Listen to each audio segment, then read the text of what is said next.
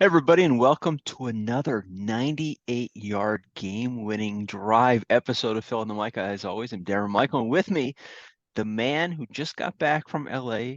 He was there designing the plays that led the Rams to a late victory the other night, Mr. Phil Calise. Phil, let me just ask you a quick question. I'm just going to come right out with it. Baker Mayfield, is he back? Baker for the win. Baker for the win. That's what I got for you. I mean, listen, you go out to LA, you get a day and a half to read a playbook, and somehow you make it work. I feel very embarrassed if you're a Vegas Raiders fan. That's what I feel. You know what? I'm for some reason I'm beginning to start thinking that it's the coaching, but that's just me. I don't know. I don't know. I mean, I think if you look at the Belichick tree, you see that I mean, a lot of great coordinators, not a ton of great coaches, you know? No, listen. I mean, the Raiders have had when we'll do a segment, I'm sure, in the next couple of episodes as we get towards the end of the football season, most surprising, good and bad. The Vegas Raiders would certainly be at the very top of most disappointing teams. It's definitely true. It's So definitely true. that's But for another day. congratulations on some great calls, though. I mean, I don't know if you watched the end. Oh, of course you watched the end of the game. You were there. But I saw the end of the game, and it was like something was in the air. I just felt like something was going to happen. I don't know why. Maybe it's because it's the Raiders. Maybe it's because Baker Mayfield has just been so bad, and he was due for a good game. I don't. There was just Well, I something. was there, and I could tell you what was in the air was drugs. LA's rife with them. They got them all over the stadium. Now, let me ask you a question, and this doesn't really have to do with anything, but on the sidelines, were there actually, I couldn't see, but were there actually any tents where homeless people were staying on the side of the field, or was it just They are outside? now allowed in the locker room. It's okay. Okay, they're taking over half the visiting locker room. It's an ugly scene. Oh, that's interesting. That's Yeah, interesting. it's a pretty Um, place. one other thing that I wanted to mention to you was, and I don't know if you saw this, but we don't really talk much basketball, but uh, the Pelicans were up by like 9 points over the Suns last night. And there was like 3 seconds to go, and Zion is hanging out like on the wrong side of the court all by himself. So they throw the ball to him, and he does a 360 windmill dunk with 1 second left to put them up by like 11 or 12 points. And immediately after that, almost a fight broke out. The Suns were not happy about that. Little sensitive, these guys, you know. I mean, at the end of, do you have a problem with that? Do you really think that I mean, who the hell cares, right? Of I all mean, the look, things the NBA does wrong or things I have a problem with, the late dunk doesn't really bother me. it just Like adds to all the it's other crap, you entertainment. It's know? entertainment at the end of the day. It's a 9 point game. Listen, basketball's never been the old unwritten rules like say baseball, right? Like I would equate that to like stealing a base in the ninth inning up nine. That would get you drilled the next day. Yeah, That's yeah. just baseball. Baseball has a little bit of a different old school feel to it. In the NBA, I mean, a late dunk with no time on the clock. I mean, with all the crap they do, seems Mhm. minor. That's kind of how I'm thinking, but I do like your analogy. I think that's pretty spot on when you think about it. But who the hell cares? Who the hell Yeah. cares? It doesn't even matter. Anyway, um, you didn't do so well last week with your picks, man. I was, and No, man. I know I forced you to do extra picks, and Well, that's the college thing, yeah, you yeah, got me a little bit, but the I didn't do college good in I the got you. NFL. I went 1-3. But let me just tell you something. I mean, I distinctly remember when we were talking that you mentioned quite succinctly that you thought USC was the team that could have been upset in those final four games. Now, um, Yep. and you were right. I mean, they got blown out by It was a bad Utah. I matchup mean, for them. It was a bad oh, it was, matchup for them. yeah, Yeah. yeah, yeah. I just don't think they're that great of a team. I mean, they had a Huh. lot of high scoring, close games. But here's my question, right? Heisman Trophy is going to be announced tonight. Do you think that game has any implications on Caleb Williams winning this thing, or you think it's already in the bag? I think he still wins it because Stroud didn't get like a lot of uh, momentum going into people weren't saying CJ Stroud had a shot for the Heisman really.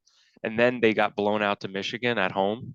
And I think his whatever chances he had ended. I think the fact the Alabama quarterback missed a couple of games, I believe, and then they lost 2 games and they were never he really didn't have the momentum. So Yep. I feel like Caleb Williams built on his momentum as the season went on. And it was almost like over after maybe even the Notre Dame game. It was like Yeah. people just said it was over. I think a lot of people vote early there. Yeah. I Yeah. don't think anybody was hanging around to the Pac-12 championship game to decide if he was getting it because I don't think it was a close race. I think he's going to end up winning. Now, I think there'll be a lot of first place votes divvied up amongst a bunch of people this year because I don't think he's going to win like unanimously or like No. No. No. crazy win. But I Yeah. do think Stroud gets some in the Midwest. I think, obviously Bryce, whatever's young, gets one and, gets some in the South. But I think he wins pretty comfortably because he's going to dominate out West with the voters. And I think even nationally, he's going to get more than you would think. So I think he wins comfortably. I don't Well, think it's close. let me ask you this, and I thought this was interesting. I mean, I like what they did. I mean, a lot of times the committee will take the number 3 seed. I mean, the number 3 seed lost too. TCU, they lost a heartbreaker to Kansas State, 31-28. But I guess being that they were undefeated and that was their first loss on the final game of the season, they still got in. But this would have been, I think, an interesting scenario. If you had a undefeated TCU team, would Max Duggan have kind of snuck Yeah, up there and I mean, listen, we'll never know maybe. because they lost, Yeah, but I don't but think he deserved it, but maybe. Yeah, he did have a great season, did. Yeah, yeah. so I don't know. I don't know. I So thought you were going to ask me something else, which was I do think two things can be true at the same time. I think technically TCU probably should have stayed 3 with the loss. And I guess Ohio State had to be 4 because at the end of the day, it's like who are you like they backed in, the ultimate backing in. what are you gonna do? That's There's right. no like they didn't do anything to get in. They got blown out at home against their rival in the last game of the year. They got rewarded for having a bye the following week. Because Yeah, yeah, imagine, yeah, I heard yeah, it summed up this way. yeah. Imagine, let's compare all the teams who played in the title games, right? Or even Michigan for that matter, but not Michigan to a lesser extent. If you're Ohio State, you get blown out at home to your rival, you get Yep. to rest, and then you get to sneak into the playoff. It doesn't really get much better than that for their own health, right? They Yeah, didn't have to play seriously. the following week, and they make the playoff. I mean, that's the best scenario you could get. Nothing wrong with that. So Yeah. no, I mean now they do get the tougher draw, but I was actually going to say what I think the more interesting thing is Georgia got a tougher draw now. Georgia's probably going to have to go beat the 2 best teams in the Big Ten to win the championship back-to-back weeks, where really Michigan got the best setup. They get, let's face it, TCU's the weakest team to ever make the college football playoff. And I don't mean it in terms of like their resume for this year. It wasn't the weakest resume of all time. It was probably on the lower side because the conference isn't very good, but it wasn't the Right, right, weakest. But right. like they're littered with 3-star recruits. They're the 4th most famous team in their own state, maybe recruiting wise, and they're playing in I mean Michigan got the easiest playoff game you could get. Doesn't mean they're going to win it because anything can happen, but it definitely is the easiest. And Georgia by extension at 13-0 by far got a tougher road. Yeah.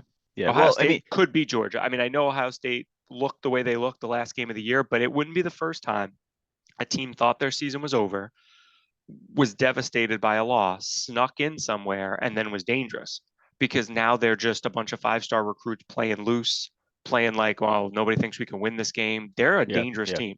They're a They dangerous they team. are. They are. They are. I mean, and I think that national championship game, I think everybody pretty much is on the same page thinking that it's going to be Michigan and UGA. Well, according to the rankings, it should be. But I think that's your best game. That's probably the best game of the entire season when you think about it. When you think about these two teams, I think Michigan has shown us that they're a lot better than we thought they were. We thought that they had a real cupcake season, but it turns out they I just don't know. beat I everybody. All right, I think I'd like to my see. I'd like to see it. forecasting will be the Georgia Ohio State game will be the best game of the playoff. You think? I think Michigan will get absolutely annihilated in the championship to Georgia. I don't think Wow. Michigan's on the side. I think Ohio State's going to push Georgia to their limits, and it's going to be a very close game because I think they're going to score some. They're going to score. Well, we'll see. We'll see what happens. So 3-2 last week, 0-1 for your lock, 27, 14-1 on the season, 7-6 for the lock. So congratulations on putting together some serious numbers once again, man. You are definitely a football expert and have once again beaten all of the other college football experts out there. So congratulations on another great season, Phil. I appreciate it. We'll do a couple bowl games as it gets closer. Yeah, See if I can we'll definitely talk more. We'll definitely talk more. But I wanted to shift gears and go into football. Now, football was not the best week for you. 1-3, 0-1 with the best bet. You're at 25-19, 8-4 on the best bets. Let's dive into last week a little bit closer. I got a few things that I wanted to cover. Number one, the Jets lose to the Minnesota Vikings 27-22. They just couldn't get the ball in at the end of the game when they're on like the 2-yard line. Here's my question for you. Should they have actually won that game? And is Mike White officially at this moment the best quarterback in New York? Ooh, interesting question. New York City. Interesting I'm sorry, New question. York City. Yeah, interesting because definitely not the greater Buffalo area. Um, no, he's not. I would take Daniel Jones over him right now. Um, because Daniel Interesting. Jones can really run. He's a very dangerous runner, more than people think. Um, should they have won the game? Yeah, they should have. When you're sitting on the 2 yard line, first and goal, yes, yes, without a doubt. I didn't love the play calling, and then at the end of the day, Barrios drops a ball that's very catchable, Very catchable. low, sliding down, but two hands on it, should have caught it.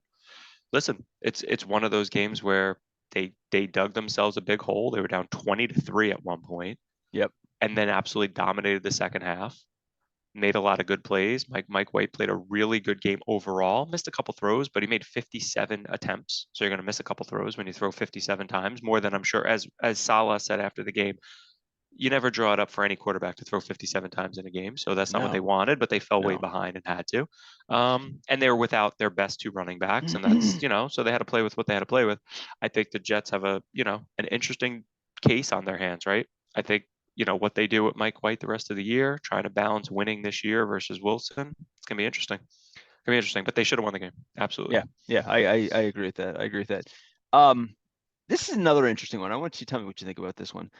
Dallas was up 21-19 after the third quarter versus the Colts. And then they went on and scored 33 points in the fourth quarter. Yeah. One, is that one of those situations where you're kind of running up the score intentionally on a really bad team? And do you think Dallas is for real? Could they be the best team in the NFC?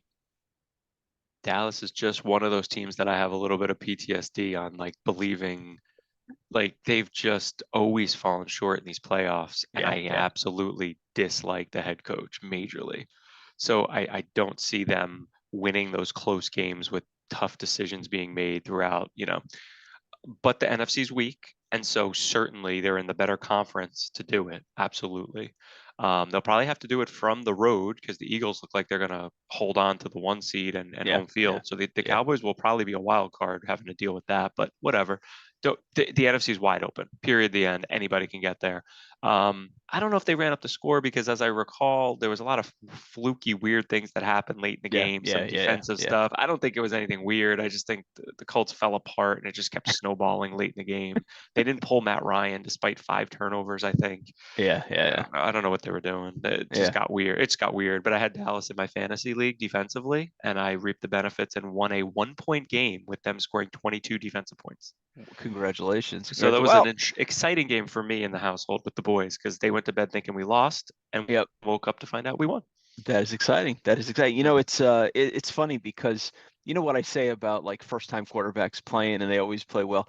It maybe it's the same thing with first time coaches. Like Jeff Saturday comes in there, he kind of teases you, even the second game pretty good, and then it just falls apart. It's just the same old, same old. They I guess now he's going to understand why they benched Matty Ice to begin with.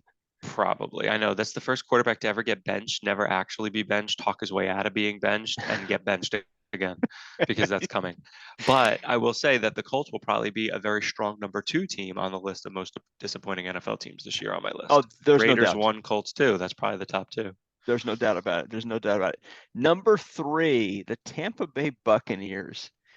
For the first 57 minutes of the game, they score 3 points. And then in the last 3 minutes of the game, they score two touchdowns to win. They're up by 1.5 games in their division, arguably the weakest division possibly in the history of NFL football. Agreed. Will they make the playoffs? And could they actually put it together in time to actually do any kind of damage in the playoffs? I don't like to be a prisoner of the moment and say they couldn't win in the playoffs because again, they're in the weaker conference, but they look so bad. Has a fan base probably ever won on a walk-off touchdown and all collectively left the stadium going, we still stink. Like, I mean, they're just not a good team.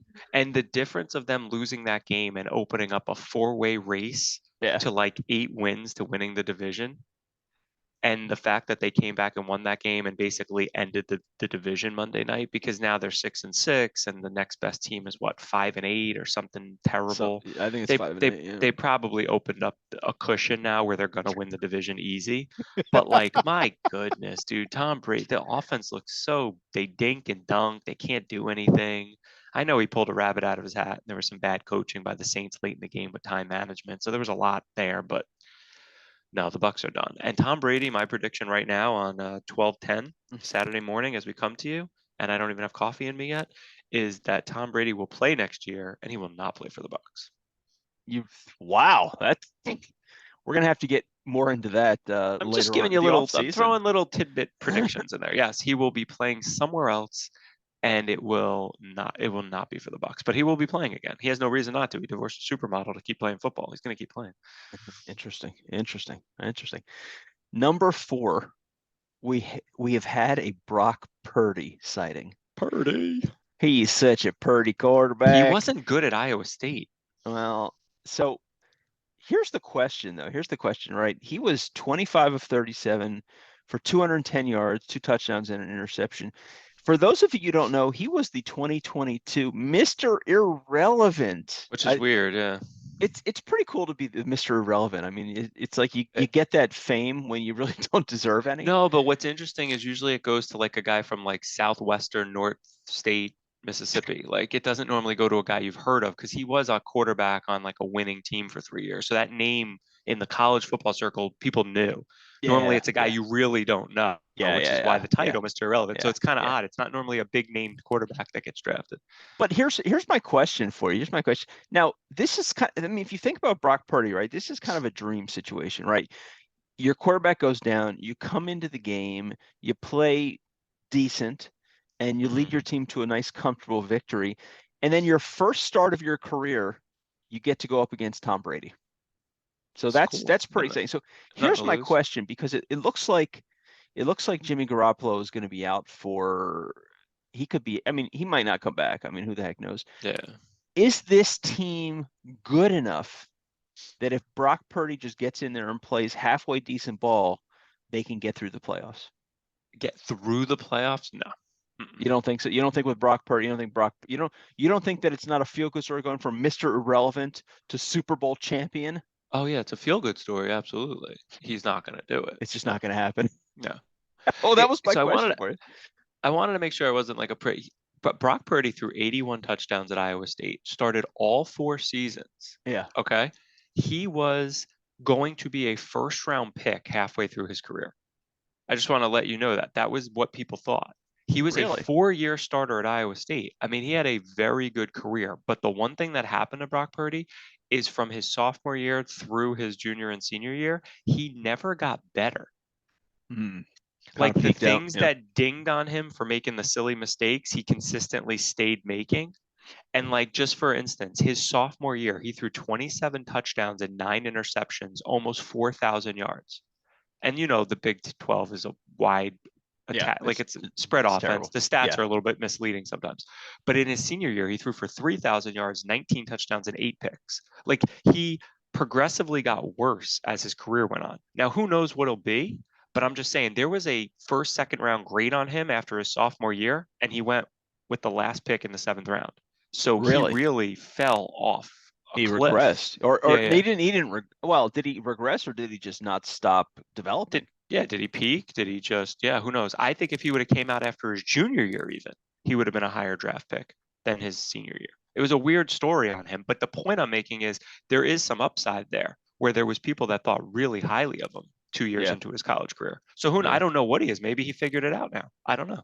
But he is prone to the bad fumble and the bad interception. I remember that for 4 years at Iowa State. That was the thing. He'd drive a team. He'd drive a team. They'd be like this all-world team, and he'd make one crucial mistake and they'd lose. So we'll see. Man, am I glad we have you on the podcast, man. Who the hell out there knows who anything about Brock Purdy besides his parents and his teammates? And me. And you, that's right. That's right. So, number 5, Yep. Washington and New York Giants play to a friggin' tie. Yep. Do you like ties? And if you don't, can you suggest some kind of alternative solution so that we don't have to subject ourselves to these? This is not soccer or football. There's ties or hockey ties. I mean, They don't come even do on. ties in hockey. They do shootouts. Yeah, So they don't even do them. but they That's can what I'm still saying. have it. They can still have a tie though. They could tie at the end of They regulation, can but they still have do a at least tie, break right? it. Yeah. In the Right. NFL, I think they should play their 1 quarter of overtime because I understand from a safety perspective, you can't just make it unlimited overtime until the playoffs. Like until you have to have a winner, I get it. So I think a neat way to do it would be you set up a skills competition at the end. You roll out those big old school big barrels and you let the two quarterbacks chuck away for 5 or 10 minutes, and the most accurate guy sends his team to an overtime win. I don't know, man. I kind of like this, right? I kind of like you put the ball on the 50-yard line and you let both teams kick it and see who can kick the field Who goal. could kick the furthest field? Well, or that. How about this? How about you line up? You take your kicker, you take your quarterback, you go to midfield, and then you just start dropping back. The quarterback's got to reach the end zone with his throw, and you move him back 10 yards every time. And then your kicker has to kick a 60-yard field, a 55, a 60, a 65. I don't know. You set up a little skills competition. People will It tune in. The fans would enjoy that, definitely, definitely. Yeah. But I have a feeling we're stuck with the stupid ties. Yep. Disappointing for Washington, who's been really hot. Disappointing for New York Giants, who are hoping to continue their winning ways on the season. Ties are just they Yeah. just frustrate the hell out of me. Anyway, number 6, and we can't leave the episode without talking about the man of the hour. He's always nice and relaxed.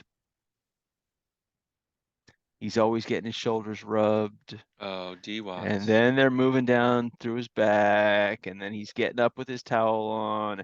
Anyway, so he finally returned after his 11-game suspension for misconduct of, I think was it 398 women? I don't even know what it was. I lost track. But he returned, and let's be honest, he looked bad. No, he Okay. was awful. Awful.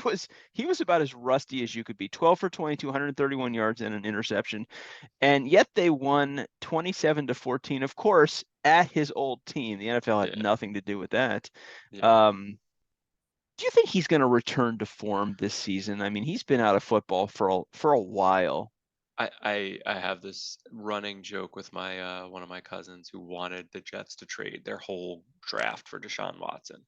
This was like at the before the season started. Yeah. And I just said, man, he's going to sit out a lot of games. He's going to have played basically not played in 2 years, and you're going to give up a whole draft system, like a whole draft for this guy.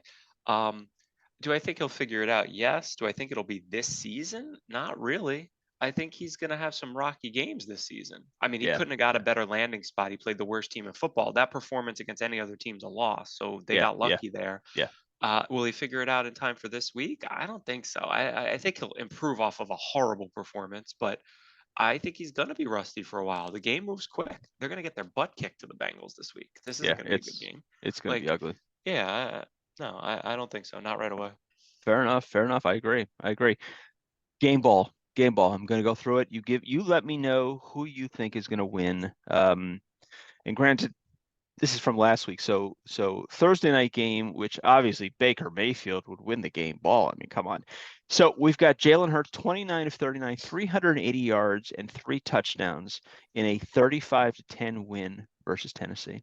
Yep. Devontae Adams, 8 receptions, 177 yards, 2 touchdowns in a 27-20 win versus the Chargers, who I still can't figure out. And Josh Jacobs, 26 rushes, 144 yards, and a touchdown also in a 27-20 win versus the LA Well, Chargers. a walk-off touchdown in overtime. a 60-yard run for a touchdown in overtime. So I'm going to give it to Josh Jacobs. Yeah, I can't argue with that. I Broke it in can't. overtime, broke it up the middle, 60-something yards, touchdown to the house, He walk-off just winner. he just has a habit of doing that. I don't know He's a how. beefy boy. He's a beefy boy. He's a pretty good player. He was up for it last week too, and Mike White edged him out for your game Mike ball, but White. it's Mike F and White to you. Thank you very Mike much. White.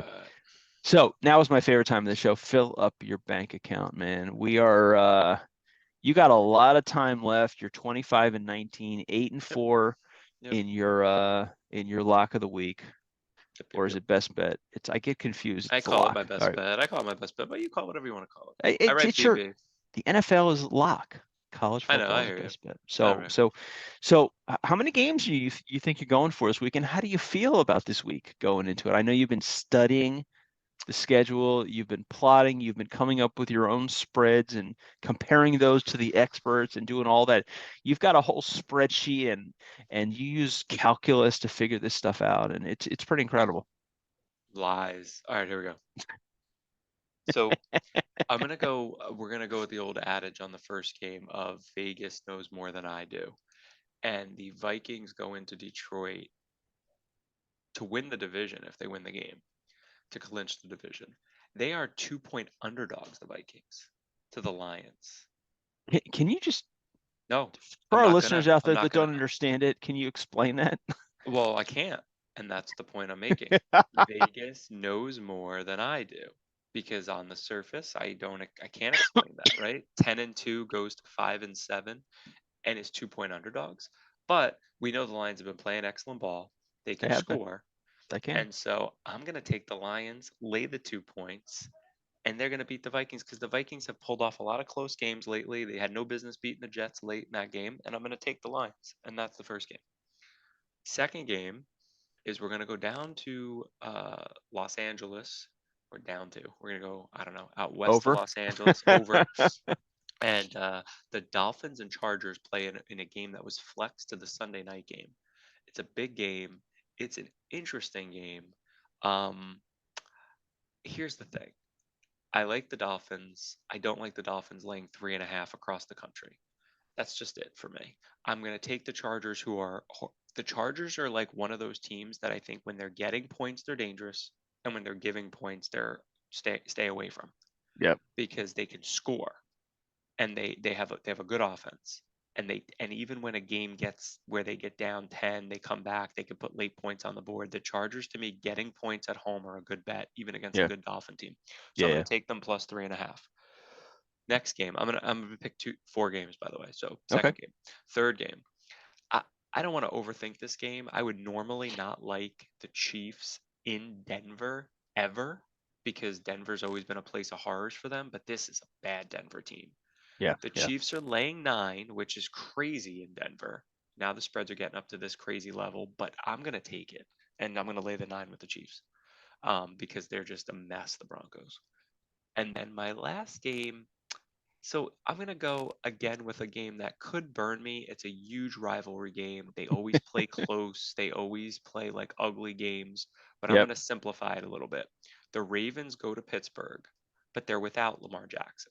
Yep. And again, I'm gonna put an asterisk here again. This game will not count if Lamar Jackson plays, but I don't think he's playing. I think it's I a don't think 90. I think he's out too. I think he's out. If for some reason he plays, I wouldn't bet the game. I would stay away from it. But I'm gonna take the Steelers laying 2 because the Steelers always fight that's just it's the mentality of where they come from, the Steel City. They fight, they're not going to give in. And I'll take Kenny Pickett over Huntley. I'll take the Steelers playing better ball over a Raven team missing their quarterback. So I'll take the Steelers -2. I don't love this week, so when we make our funny jokes about like what I'd bet on this week, let's keep it simple. Let's bet a couple of school lunches. Let's keep it. I don't love this week. Maybe it's a week's worth of school lunches at the old cafeteria, you know? Now So, people are going to bet a week's worth of school lunches and watch you go 4-0. well, And people are it going happens. to be they're going to be coming at you with pitchforks trying to burn you down like Frankenstein. Hey, you never pitchfork a win though. You never pitchfork a win, That's true. That's true. right? Well, it's bold. The only thing that I can say about that is Baltimore and Pittsburgh, if you look, they always play super tight games. I mean, Yeah, those games never go one I way know. or the If other. it I mean, was it's it's going to be a close Two game. points. That's the only reason. Yeah, Yeah, I'm hoping yeah. it's a 3-point cover. Yeah, Yep. it's definitely going to be. It's definitely going to be. So all good stuff, man. I know this has been kind of a Saturday morning abbreviated episode. I know we've got a lot of things going on personally, but I know that we did not want to let our fans down and miss a week of podcasting. I do want to just mention one thing before we go, and that is a couple deaths. I just wanted to say rest in peace to Mills Lane at age 85. And if anybody remembers him, he was like the tough guy in the boxing ring way back when boxing was actually really popular and exciting. What didn't he do the Holyfield Tyson fight? Like he was involved in those big fights, and he was just a tough guy, um, but a memorable character, and he will be missed. And then the man who I think the character, you remember the character in Major League that remember the pitcher, he took off his shirt and he had like all that different types of stuff on his chest that he would be. I think that guy was probably based off of Gaylord Perry. Yeah, he And was. Gaylord Perry, the guy that was just used to just throw crap over the plate. I mean, he was caught with the spitball, which had been banned for I don't know, like 80 years or something. But he passed away at 84. I know that he was one of those bigger than the game personalities. Like everybody loved him. He was just a big jovial guy and a great Hall of Famer, more of a compiler, I think, but still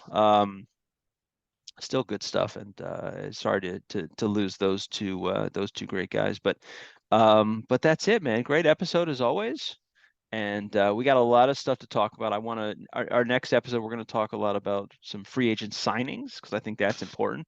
We're going to Yeah, talk about Deion Sanders going to Colorado. We're going to talk about somehow Fred McGriff getting in the Hall of Fame. So, and some college football transfers. I think there's a lot of really interesting stuff going on. So, be prepared for a great episode next week. But Phil, enjoy the NFL weekend, whatever you you're too. doing this week, and we'll look forward to seeing everybody next week with some more great insight by our own Phil Cleese. If you like us, keep watching us. If you don't like us, keep watching us. Maybe we'll get better. If you're happy with us, tell your friends, tell your family, tell your neighbors. If you're not, tell every single person you know. Put it on social media. We're having fun with it and hope you are too. So everybody have a great weekend. Thanks for joining us. So long. See ya.